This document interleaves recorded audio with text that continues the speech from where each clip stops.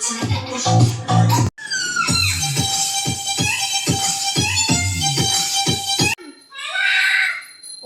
Phone ধরতেছে না।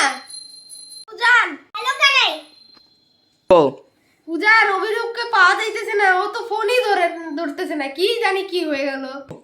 দাঁড়া আমি দেখছি। ঠিক আছে, আমি তোর বাড়িতে আসছি তোর সাথে দেখা করতে।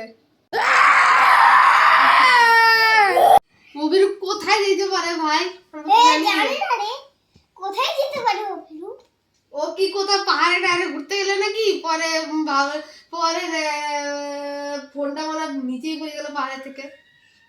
আবার এটাও তো হইতে পারে যে বাইরে ভূত ঘুরতেছে, সবাই বলতেছে বাইরে আছে ও স্ত্রী কালা না, পরে ও ভূতটা তো ওকে আবার নিয়ে যায় নাই। আমি তো হ্যাঁ মনে হয় এরকমই লাগতেছে মনে হয়।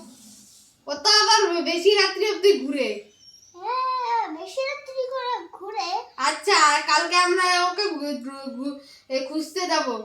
কিন্তু এত রাত্রি বেলা এতক্ষণ ঘুরে না। রাত্রে যাব না রে, সকালে যাব। হ্যাঁ সকালে যাবো একবারে। ঠিক আছে, তা তা কথা রইলো যে কালকে আমরা সকালবেলা যাব। যদি আমরা খুঁজে না পাই তাহলে আমরা রাত্রেবেলা আবার যাব। ঠিক আছে, প্রমিস। ঠিক আছে। চল।